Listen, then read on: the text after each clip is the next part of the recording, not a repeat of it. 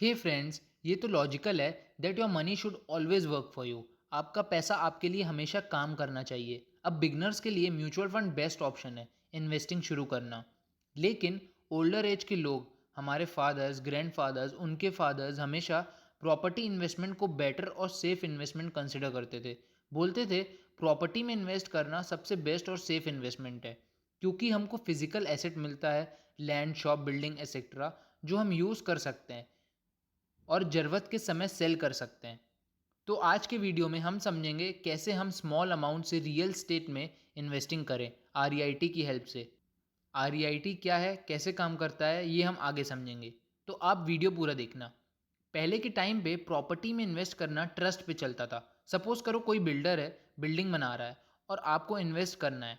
आपने under construction building में invest किया, जो यूजुअली लोग करते हैं। तो बिल्डर आपसे प्रॉमिस करता है कि मैं टाइम पे बिल्डिंग बना के दूंगा, और बिल्डिंग अगर कंप्लीट हो जाती है तो आपके फ्लैट की वैल्यू बढ़ती है। आप अपना फ्लैट रेंट पे दे सकते हो या सेल कर सकते हो। और अगर कंप्लीट नहीं होती है तो आपको वेट करना होता है बिल्डिंग के कंप्लीट होने का। उस समय इतने लॉज नहीं थे कि हम बिल्डर को कोर्ट ले जाएं, फिर भी लोग इन्वेस्ट करते थे, क्योंकि रियल एस्टेट में बहुत हाई जनरेटिंग इनकम सोर्स बनता है।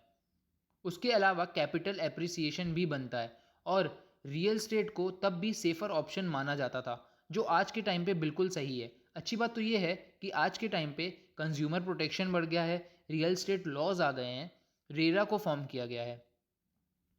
रेरा का फुल फॉर्म है real estate regulation and development act. ये लॉ 2016 में पार्लियामेंट में पास हुआ, होम बायर्स को प्रोटेक्शन देने के लिए, ताकि रियल एस्टेट इंडस्ट्री में बूस्ट हो। जितने भी बिल्डर्स आज के टाइम पे बिल्डिंग बना रहे हैं, आप उनकी इंफॉर्मेशन रेरा की वेबसाइट से ले सकते हो। रियल स्टेट में एक मेजर प्रॉब्लम है, छोटी सी प्रॉपर्टी लेने में भी आपको बहुत हैविली इन्वेस्ट करना पड़ता है, 50 लाख या उससे ऊपर। उसके अलावा फ्लैट को रीसेल करने में भी टाइम लगता है। ये प्रॉब्लम सॉल्व करता है REIT, real estate investment trust. जैसे इन्वेस्टर्स के लिए बिगनिंग में म्यूचुअल फंड सही होता है, वैसे ही रियल स्टेट इन्वेस्टिंग के लिए आरईआईटी इन्वेस्टमेंट सही होता है। तो चलो समझते हैं आरईआईटी क्या होता है और आप कैसे इन्वेस्ट कर सकते हो आरईआईटी के थ्रू रियल स्टेट में। आरईआईटी एक ट्रस्ट है, एक कंपनी जो रियल स्टेट सेक्टर में इन्वेस्ट करती है, खासकर उन प्रॉपर्टीज़ में जो कंप्लीटेड हो या किराए से चल रही हो। और इस कंपनी को इन्वेस्ट करने के लिए पैसा आता है हम इन्वेस्टर्स से। हमारे अलावा इंस्टीट्यूशनल इन्वेस्टर्स भी इन्वेस्ट करते हैं। हमको हैज़ अ प्रूफ कि हमने इन्वेस्ट किया है यूनिट्स अलॉट होती हैं, जिसको शेयर्स भी बोलते हैं। ये एकदम म्यूचुअल फंड जैसे काम करता है। अब यहाँ पे कंपनीज, इंस्टीट्यूशंस और इन्वेस्टर्स यानी हम लोग इन्वेस्ट करते हैं आरईआईटी में, और हमको शेयर्स अलॉट होते हैं जितना पैसा इन्वेस्ट किया है उस हिसाब से। फिर ये कंपनी यानी आरईआईटी होटल्स में, कमर्शियल प्रॉपर्टीज़ में या रेसिडेंटल प्रॉपर्टीज़ में इन्वेस्ट करती हैं।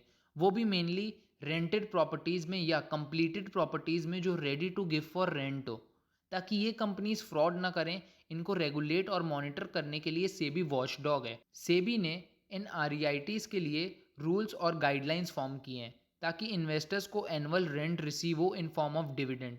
इंडिया में आरईआईटी न्यू कॉन्सेप्ट है, और ये एक स्मार्ट मूव है छोटे इन्वेस्टर्स के लिए, जो इन्वेस्ट करना चाहते हैं रियल स्टेट में पर लैक ऑफ फंड्स की वजह से नहीं कर पाते। गाइडलाइंस के बिना समझे इसमें इन्वेस्ट करना गलत होगा। तो चलो समझते हैं इसके गाइडलाइंस क्या हैं। पहला, आरईआईटी को सेबी से रजिस्टर होना होगा। बिना सेबी के लाइसेंसेस के कंपनी फंड्स नहीं रेज कर सकती। कंपनी को स्टॉक एक्सचेंज में भी लिस्ट होना पड़ेगा। अब इससे इन्वेस्टर्स को लिक्विडिटी का बेनिफिट मिलता है, वो अपने शेयर्स कभी भी सेल करके फंड्स कलेक्ट कर सकते हैं। ये अच्छा ऑप्शन है इन्वेस्टर्स के लिए। 80% फंड्स आरईआईटी का रेंट जनरेटिंग प्रॉपर्टीज़ या कंप्लीटेड प्रॉपर्टीज़ में इन्वेस्ट करना होगा। 10% अंडर कंस्ट्रक्शन प्रॉपर्टीज़ में इन्वेस्ट कर सकते हैं, और बचा 10% गवर्नमेंट सिक्योरिटीज़, बॉन्ड्स या फिर रियल स्टेट कंपनीज के स्टॉक्स में इन्वेस्ट कर सकते हैं, जो ऑलरेडी लिस्टेड है मार्केट में, जैसे Godrej properties, India bull real estate limited etcetera. REIT agriculture land में इन्वेस्ट नहीं कर सकती, ना ही दूसरी आरईआईटी कंपनीज में।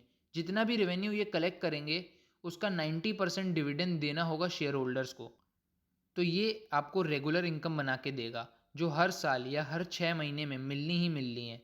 यहाँ आपका बन गया थर्ड सोर्स ऑफ इनकम, जहां पहले आपने इंडेक्स म्यूचुअल फंड में इन्वेस्ट किया, फिर इन पेनी स्टॉक्स में। अगर आपने वीडियो नहीं देखे तो लिंक डिस्क्रिप्शन में। और अब REITs में एक इन्वेस्टर को मिनिमम इसमें 50,000 to 1 लाख इन्वेस्ट करना होगा। ये एक अच्छी अपॉर्चुनिटी है छोटे इन्वेस्टर्स के लिए। जिनको रियल स्टेट सेक्टर में इन्वेस्ट करना है वो यहाँ से शुरुआत कर सकते हैं। इसको इक्विटी REIT बोलते हैं, जो सिर्फ प्रॉपर्टीज़ में इन्वेस्ट करते हैं। इसके अलावा मॉर्गेज REIT और हाइब्रिड REIT होता है। ये भी ऑलमोस्ट सिमिलर हैं, बस एक फ़र्क होता है। मॉर्गेज REIT में कंपनी प्रॉपर्टी में इन्वेस्ट करने के बजाय दूसरे बिल्डर्स को लोन देती है और उनसे मॉर्गेज में प्रॉपर्टीज़ रखवाती है, जैसे बैंक्स करती हैं, प्रॉपर्टीज़ के बदले में लोन प्रोवाइड करती हैं। और हाइब्रिड REIT इन दोनों इक्विटी और मॉर्गेज REIT का मिक्स होता है। यानी हाइब्रिड REIT में कंपनी कुछ अमाउंट का लोन देती है और कुछ अमाउंट रेंट रिसीविंग प्रॉपर्टीज़ में इन्वेस्ट करती है। REIT बाकी कंट्रीज़ में बहुत फेमस है। इंडिया में ये रिसेंटली 2014 में आया है। इंडिया का पहला REIT है एम्बेसी मन्यत बिजनेस पार्क, और दूसरा जो कि कुछ दिनों पहले लॉन्च हुआ है, mind space business park REIT। REIT में इन्वेस्ट करने के दो तरीके हैं, जब कंपनी का IPO होता है या फिर जब कंपनी स्टॉक एक्सचेंज में लिस्ट होती है। इसमें इन्वेस्ट करने के लिए आपको डीमैट अकाउंट चाहिए होगा।